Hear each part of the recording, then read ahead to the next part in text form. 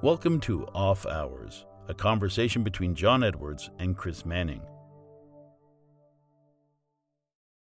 Very small piece of follow-up from last episode. A friend who grew up in Eastern Europe very gently corrected me after the show was published that I had incorrectly pronounced the name of the founder of Akrivia as Rexepi. It turns out it would be pronounced, and I'm probably going to butcher this as well if you speak Albanian, but I was told it's Regepi.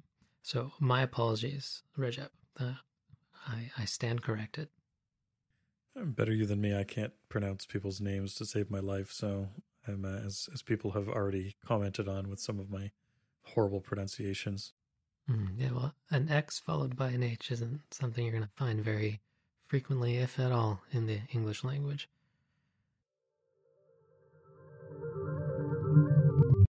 Early on, when we started discussing this podcast, we created a shared document of topics that we wanted to cover. One of the topics that both of us had put on the list that we hadn't gotten around to was magic. I think both you and I have been fascinated with magic to some degree or another, and as we'll discuss, there are a lot of crossovers between magic and watchmaking. This week seems like a good week to talk about it. And unfortunately, over the weekend, one of the greats of the magic world, Ricky Jay, passed away. And so we thought we'd take this opportunity to talk a little bit about Ricky Jay, including a few really, really good videos of his and a good article about him. And also talk a little bit about some of the other magicians who have had influences with the watch world and sort of the mechanical world, and discuss a little bit about that and why it is that we are fascinated with magic. So do you recall the first time you saw Ricky Jay perform? I don't know that I recall the first time I saw him do magic as a magic thing, like as a presentation of magic. I think the first time I ever saw Ricky Jay would have probably been a TV show or a movie. One of the things that Ricky did to make money through his life was act as a consultant for Hollywood. And he helped train actors to perform magic tricks in TV shows and movies. He also worked on some of the illusions for movies and TV shows and making those illusions work properly. And then on top of that, he himself showed up in a number of TV shows and movies. I know one of my favorite examples of him in a TV show or movie was in the HBO TV show Deadwood. He shows up as one of the hustlers who's running a gambling house in Deadwood. Of course, he puts his card handling skills to use in the show, not necessarily to as magic, but as a way of hustling the patrons of the gambling house. So I don't know the first time that I ever saw him sort of do a magic bit. Most of it was him showing up as sort of a character actor in TV shows and movies. Now, when I brought it up, his passing over the weekend, I'd sent you a few things. Had you run into Ricky Jay before? Like, had you ever come across him? In various capacities, yes. I would say, looking back now, in retrospect, I was oblivious to the fact that it was Ricky Jay I had encountered. I read one of his books entitled Cards as Weapons when I was in my youth. That is how I learned to throw cards. So I learned to throw cards from Ricky Jay without knowing it was Ricky Jay who taught me, or at least not having a face to put to the name, because his name was obviously on the book, but it's not something that I retained. And it wasn't until much later in life that I realized that it was him who had written the book. I would say Ricky Jay was not a household name for me growing up. I came of age in the era of David Blaine, and by comparison, they're two very different artists. And if I were to compare their sleight of hand, I'd say Ricky Jay's, to me, in my opinion, is superior, simply because I've been able to replicate essentially every trick sleight of hand trick I've seen David Blaine do over the years.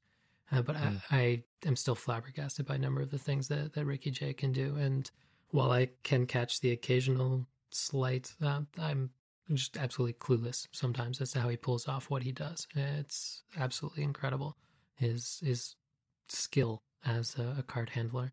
Yeah, I think that's one of the things that makes him stand out from other artists like a David Blaine, somebody like a Ricky Jay. He's often sort of the man behind the curtain who's discovering the ways of doing things and the ways of tricking people. So, for instance, if you remember The Illusionist and The Prestige, there are a number of magic bits in there that originally people thought were just movie magic, like people were using film techniques or camera tricks to be able to do them. But in fact, they were actually Ricky Jay's tricks, and they were real tricks that he was, that he had taught them to do on screen. So, yeah, there's a big difference between somebody who's a performer versus somebody who's an actual magician. And Ricky Jay is one of those sort of magicians. He really did know his stuff. And as you say, his sleight of hand work is unbelievable. I would say sleight of hand is hands down my favorite flavor of magic. I'll take in a show of Grand Illusions just for kicks, but it doesn't hold the same wow factor for me as the sheer magnitude of skill from years of distilled practice that unfolds in a matter of moments with nothing more than a few coins or a deck of cards in the hands of a master like Ricky Jay, or Ricky Jay's mentor Di Vernon and folks like that, or Slidini even. Seeing old clips of Slidini is it's unreal. He just makes cards appear out of nowhere. I grew up in an era when, previous to David Blaine, it was David Copperfield. I remember as a kid gathering around and watching some of the David Copperfield specials.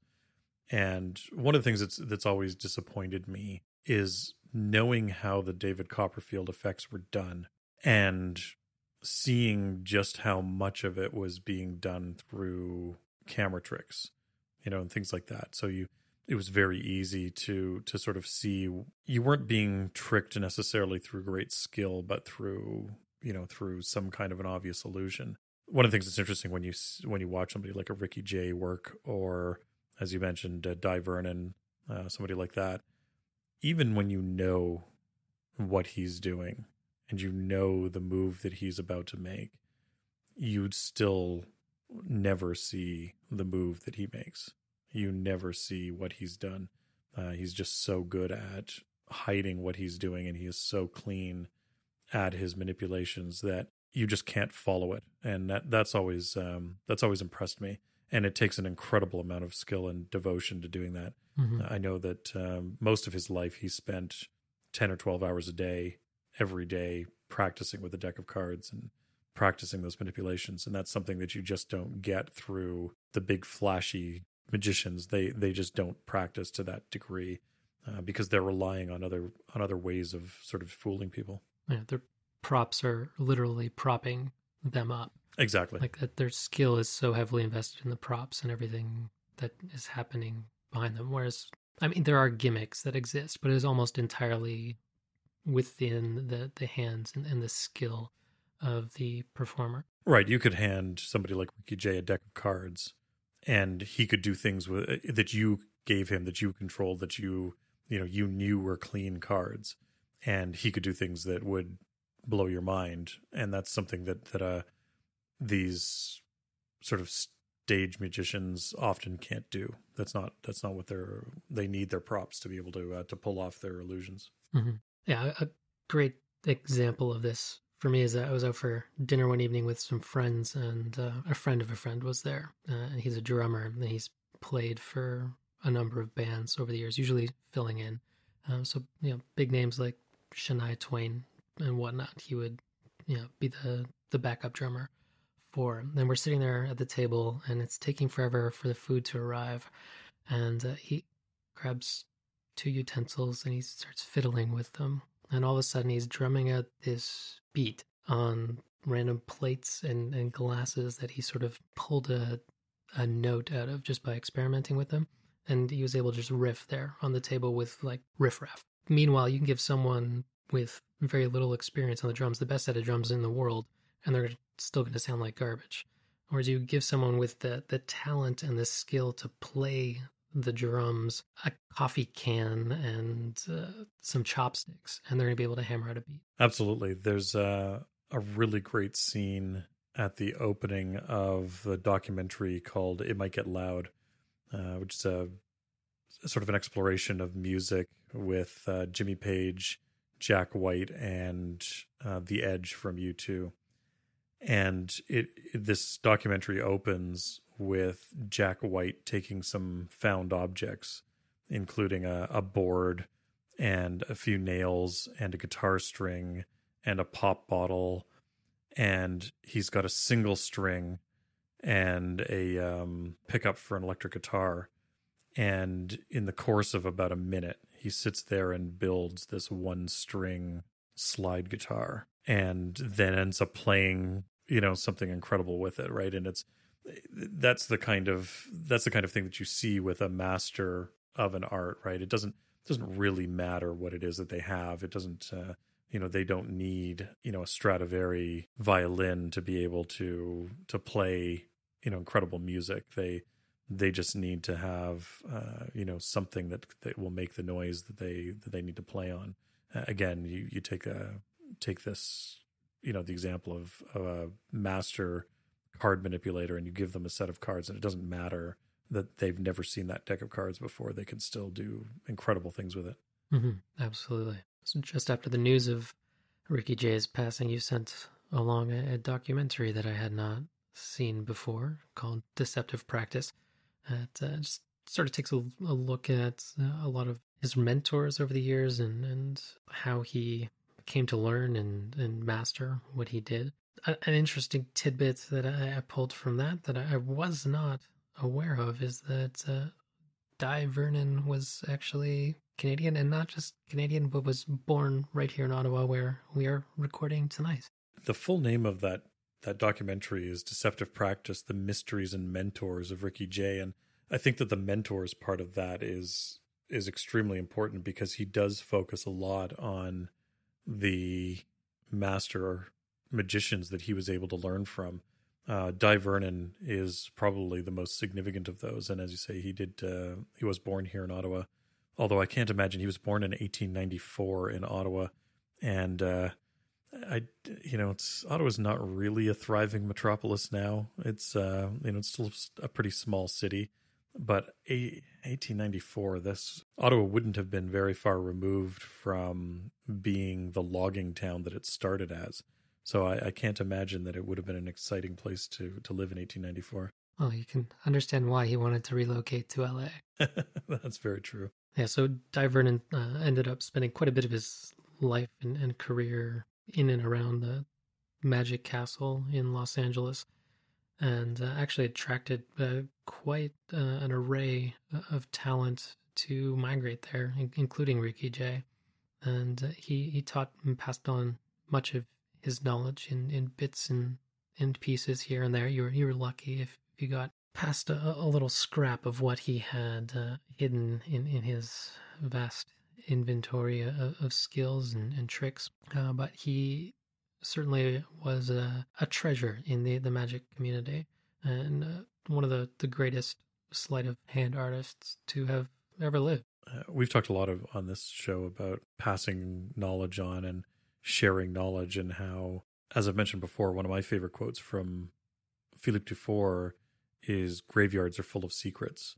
And famously, magic is very secretive. There's extreme penalties in the community if you reveal your secrets or other people's secrets. It's sort of unfortunate in some ways. I know one point in the documentary, or was it in the rock documentary? There's unfortunately I read a great that great New Yorker piece about Ricky Jay and watched Deceptive Practice, all within about 2 hours of each other. So I confusing various quotes from each source.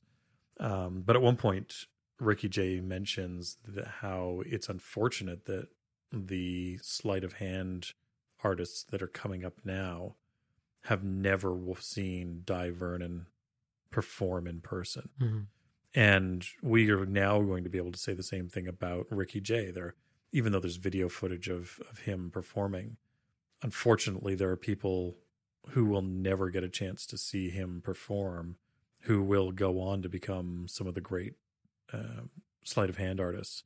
And I have to wonder how much of what he knew is now lost because, they are so secretive about what happens in the effects that they're using. Because I'm pretty sure there are probably effects that he learned. I know there's one that he sort of coyly talks about in the documentary that he learned from Di Vernon. And, he quickly says, and no, I won't tell you what it is.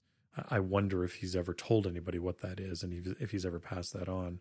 And it's sort of unfortunate if that's happened. Yeah, that line was indeed in the documentary. A parallel to that I found interesting, which is in the article that you sent me, was the anecdote about a young magician coming up to him and basically lavishing him with praise and telling him about how he did so many of Ricky Jay's tricks, and Ricky Jay essentially paralleled it to him coming into his house and stealing his TV, because he's stealing his work rather than taking the core concepts and building off it. Now, I'm sure there is a lot of knowledge that has passed away with Ricky Jay, but at the same time, he has amassed a treasure trove of literature. And if anyone wanted to learn and know, I would say a good volume of what Ricky Jay knows, they could digest his library the same way that he did over the course of his life, because he has a lot of rare and obscure literature, and a lot of his tricks were founded in very old and forgotten tomes of magic. You're right. There is obviously the ability to go back into old books and find a lot of this information, but then at the same time, as we know, some of those books become difficult to find just because they get sucked up by collectors and sort of hidden away, and they're no longer available, especially in the magic world where people don't want that information being shared out there. Tamara did bring up an interesting point the other day. One of the anecdotes that comes up in the article about Ricky Jay is the dissemination of an extremely important collection of magic books that he was curator of at one point. David Copperfield ends up getting the collection at auction. Ricky Jay is not particularly happy about it for various reasons that are worth reading in the article, but I won't go into. As Tamara brought up, she wonders what's going to end up with his collection. And I can pretty much guarantee you that David Copperfield will not end up with that collection. I suspect if there is some sort of provision that it either goes to a specific person or it's only available for certain people to be able to acquire. I can't imagine that he would want it to be acquired by David Copperfield after that incident. I know that artifice, ruse, and subterfuge at the card table was one of his primary sources early on in his life about card magic, because that was a book that was written in the 19th century by card hustlers, not magicians, but men who were trying to hustle money out of other men at a card table. And for them, screwing up a trick wasn't just you saw what I did and you now know the trick. It often had serious consequences for them. He learned a lot of what he used in his life from that. And of course, a huge amount of what he was able to do and show off came from the fact that he practiced hours and hours every day for most of his life. I think he was saying that the earliest magic show he gave was when he was 4 years old. Mm-hmm. So, and he died at the age of 72. So at the very least, he had been working as a magician for 68 years. And I think if any of us ended up practicing anything for 10% of the time that Ricky Jay did, we'd probably be considered masters at it. Yes, it sounds impossible, but from everything that I've seen of his skill and from things that I've heard, Ricky Jay was capable of shuffling a deck and keeping track of the position of every single card in that deck. So at any given point in time, he knew exactly where to find a card. If you were to say count down through the cards, what have you, but knowing the order of the cards in the deck as he was shuffling it so that he could bend the deck to his will to reveal a given card at a given point as he wished. And to pull something like that off, you need to be practicing at that level with that number of hours in a day. And like I said, it sounds impossible, but I've seen tricks that he's done where he very much is shuffling and manipulating the cards, and boom, is able to lay them out in perfect order. It is remarkable the way that he's able to shuffle, and of course, I understand that some of that is fake shuffling, some of it's a false shuffle. However, seeing some of that, it isn't a false shuffle, and he is actually keeping track of those cards and manipulating the deck so that he knows exactly where each card is. And it's amazing seeing some of his sort of practice routines and watching what he does, along with Deceptive Practice being an excellent documentary of his life. There are also some amusing sort of performances in there.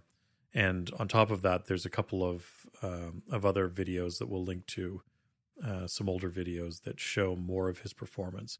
Ricky Jay and his 52 Assistants was a show that he did back in the 90s, I believe it was, that was filmed. And it was sort of an hour-long special, I think, that was done for HBO.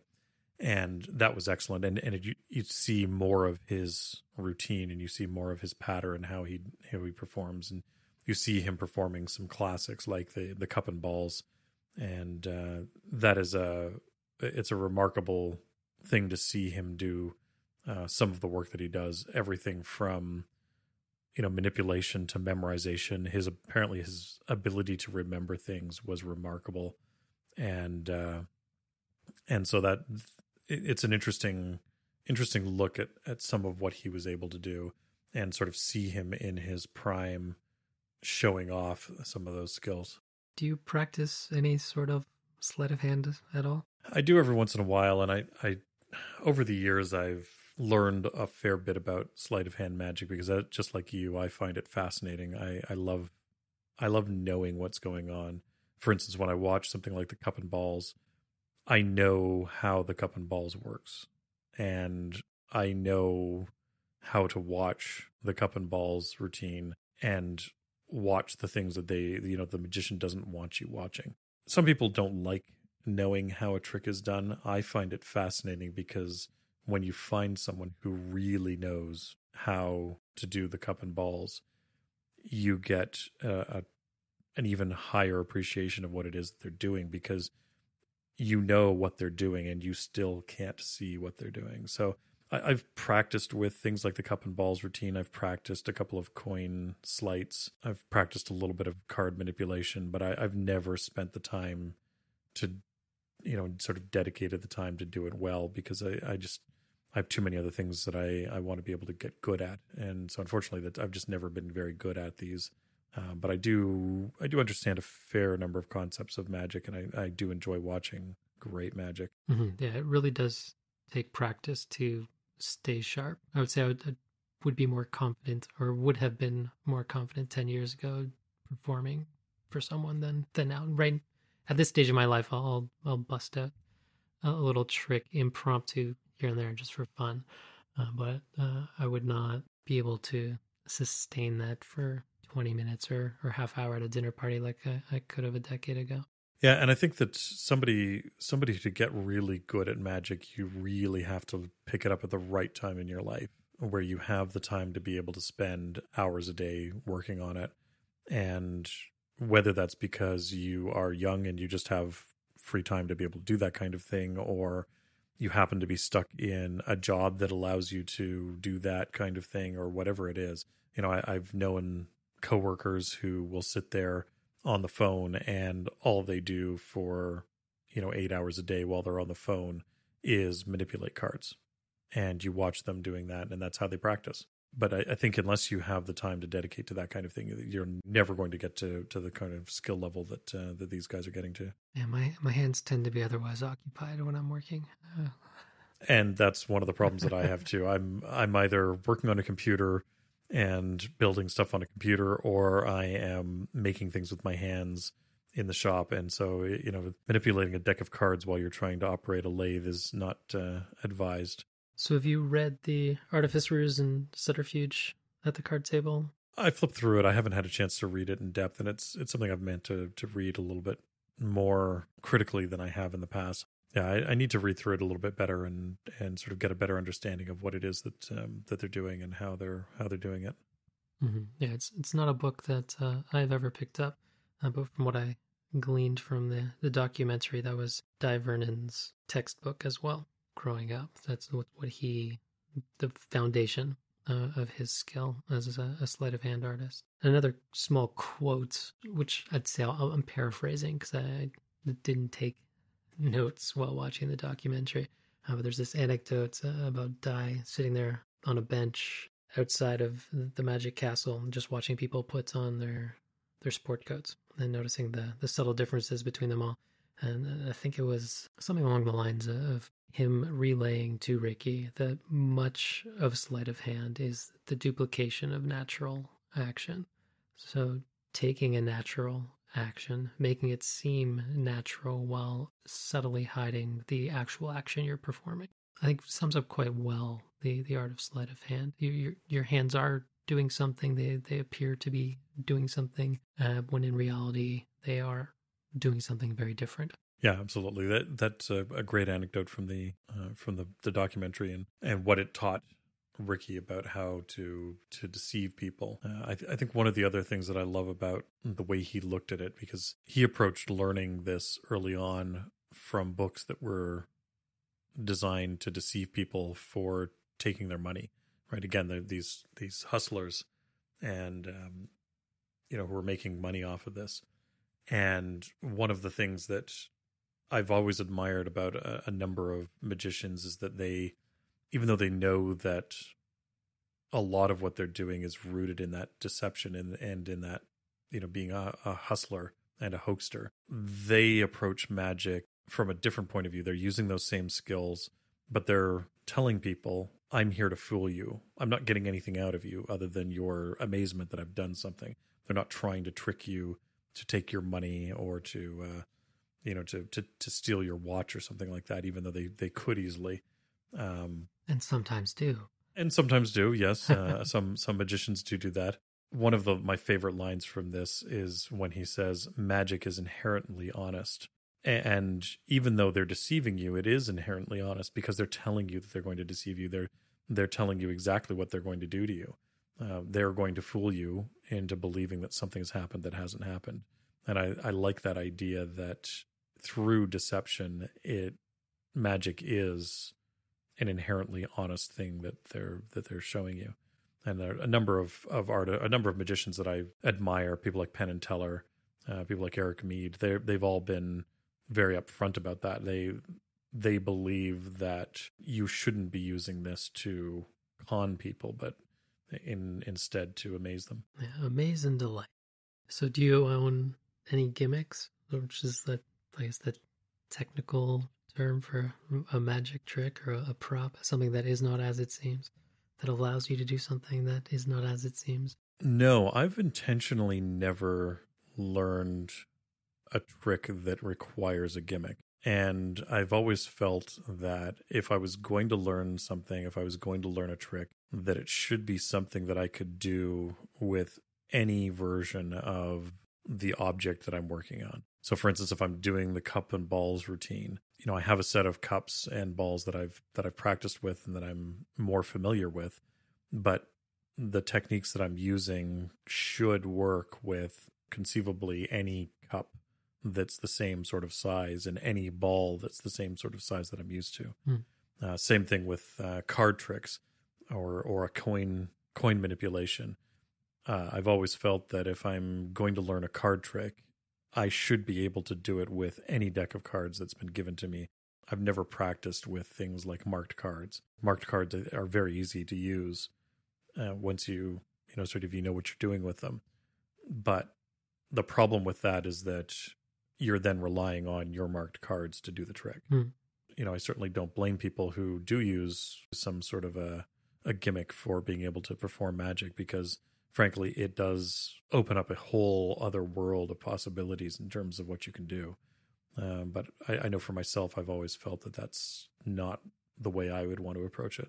I briefly just defined what a gimmick was there. For people who've been tracking with us this far, they've probably caught on by now, but just in case, how would you define sleights or sleight of hand as a term? I think any kind of sleight of hand or manipulation is the act of taking an object with your hands and doing something with it that's unexpected. So for instance, in a simple case, you might take a coin in one hand and pretend to pass it to the other, but instead of passing it to the other hand, you've retained it in your first hand. So you've got a coin in your right hand, you pretend to pass it to your left hand, but you haven't actually done it.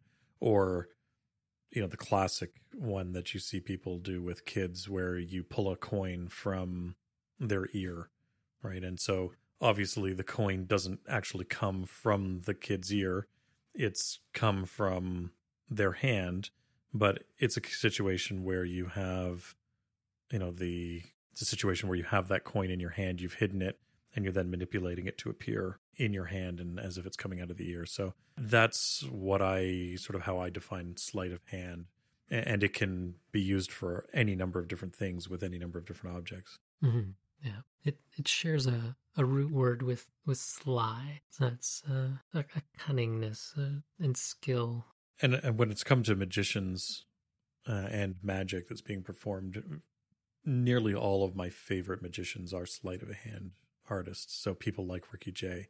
Another one of my favorites is Eric Mead as a modern performer. And again, he's another sort of magician's magician.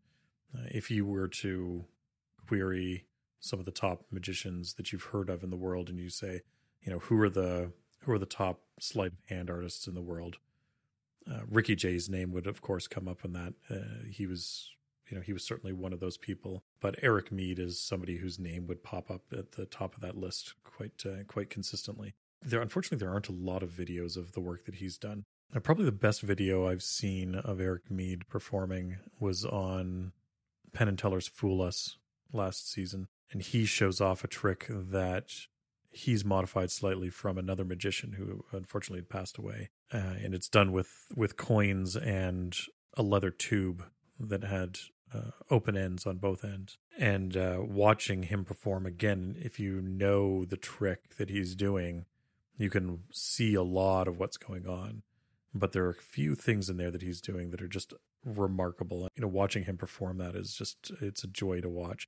Even watching it over and over again on video, it's very, very difficult to see what he's doing, even when that he's doing something and what it is that he's doing. So now that we'll put a link to that video in the show notes. It's worth watching because it's amusing. If you've never seen Penn and Teller Fool Us, it's an interesting idea for a show because you have two magicians, Penn and Teller, who are well known. Penn obviously being the loud one who is more of the performer, and Teller who is again one of the top magicians in the world. He is really, again, he's a magician's magician. And one of the things that I always enjoy about watching that clip is watching Teller's face as Eric Mead performs the trick, because Teller knows the trick.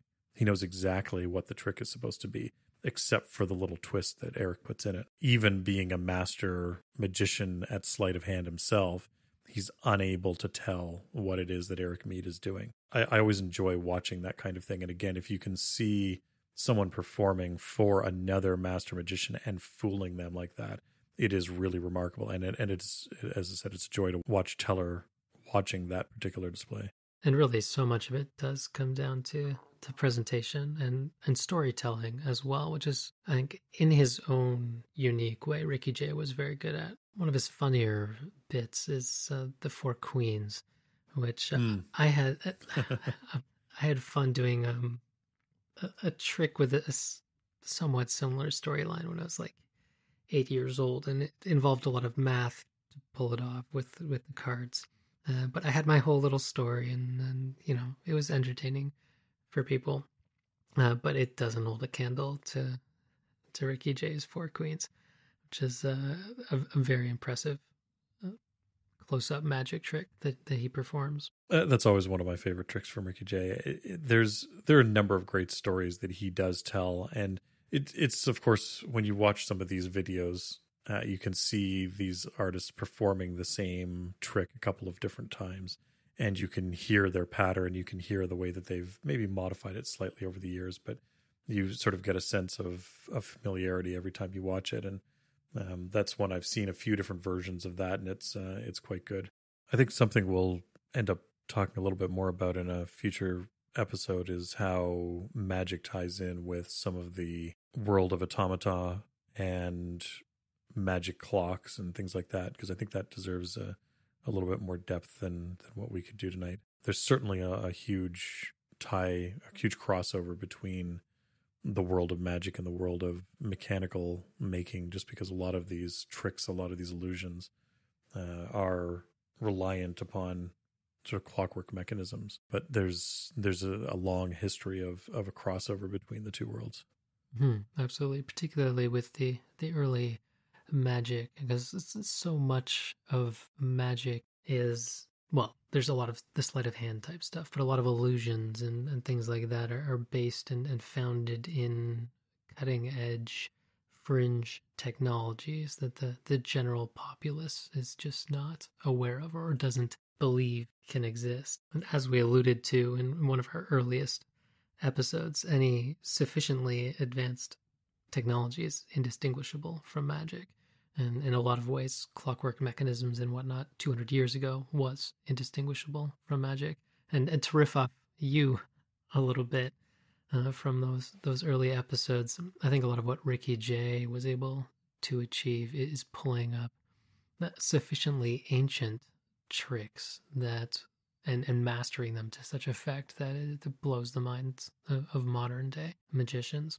And I think the other half of that's impossible to discount is the amount of work that these master magicians are willing to put in to make an effect work. And that's something I know that Teller has talked about in when he's discussed some of his work, and he's had people who've told him, they're like, oh, well, this is the only way I can think of doing that, but that's ridiculous. The amount of work that would be involved in doing that or doing it that way is just, it's preposterous. And that's exactly what they rely on. They rely on the idea that you don't realize to what lengths they are willing to go to fool you and manipulate you. And that in some cases means practicing for years. I know Teller has talked about the fact that they've had tricks in development for 10 or 11 years that have never made it into their show because they're not ready yet. And most people can't even fathom the idea of practicing something for 10 or 11 years without a payoff like that. Between the two things, between the sufficiently ancient techniques in this case and the desire to put in an astronomical amount of time to perfect it, that those two things are what allow these magicians to fool you and be able to do what they do. So for anyone who might not have been familiar with Ricky Jay's legacy prior to this, where would you recommend they start? I think the two things you need to start with is the New Yorker article about him. I believe it's Ricky Jay's Magical Secrets. We'll put a link to it in the show notes. It's a long article, and it's going to take you a couple of minutes to read, but it is worthwhile. And it is really the blueprint for Deceptive Practice, the documentary that was published a few years ago about him.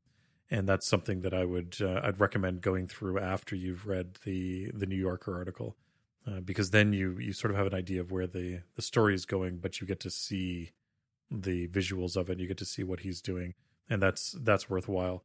And if you enjoyed that, then we'll put some links to a few other things like Ricky Jay and his 52 assistants into the show notes, and you can watch that and enjoy it. But certainly, at the very least, I'd recommend reading the New Yorker article and watching Deceptive Practice.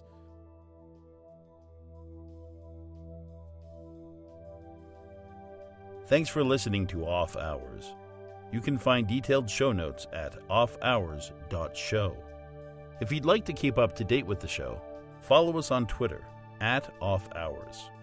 John can be found on Twitter @UnderTheLoop, and Chris can be found on Twitter and Instagram @silver_hand.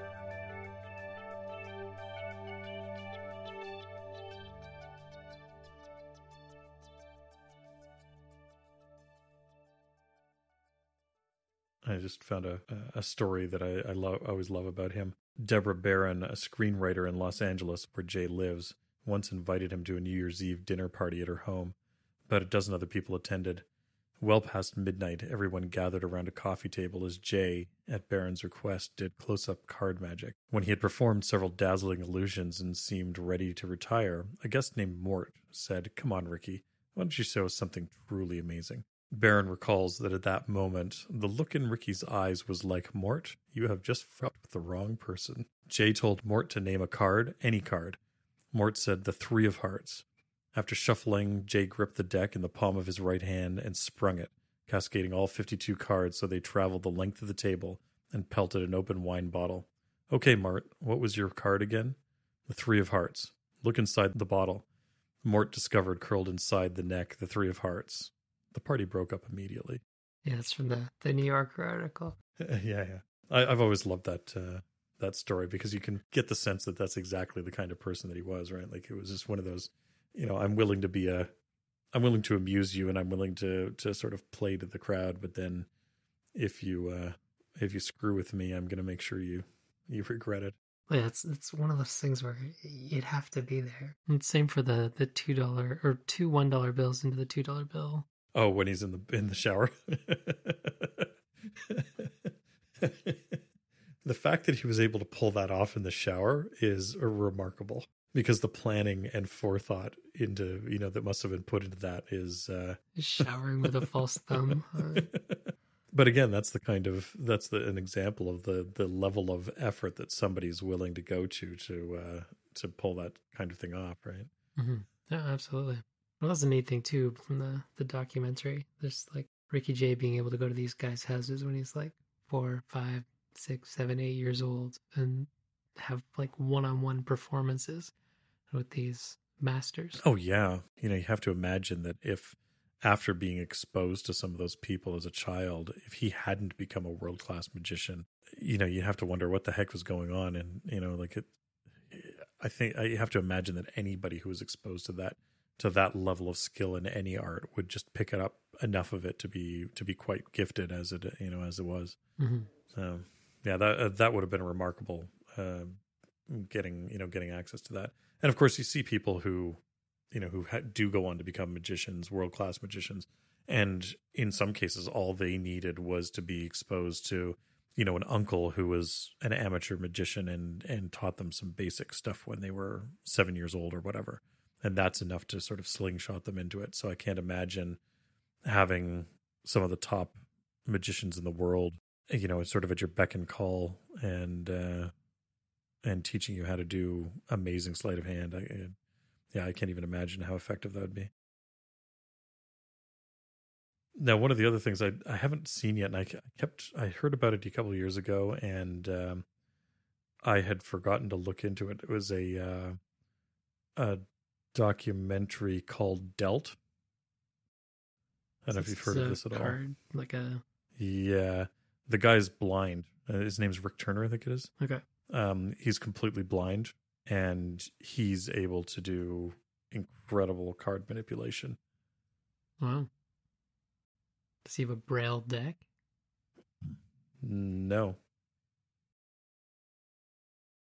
Interesting. He showed up on Fool Us. That's how I first came across him. Now, in the vein of being blind, have you ever noticed the hidden 8 on the 8 of diamonds? I did, yes. I just saw that recently for the very first time. Oh, really? Okay. Yeah, that's something that somebody pointed out to me years ago. And I mean, I didn't notice it on my own. Somebody did actually point it out to me. But yeah, that's one of those things that until you see it, you never see it. It's the FedEx arrow in a deck of playing cards. Yeah, exactly. Yeah. It's one of those ones that's kind of amusing that you can't see. You can't unsee.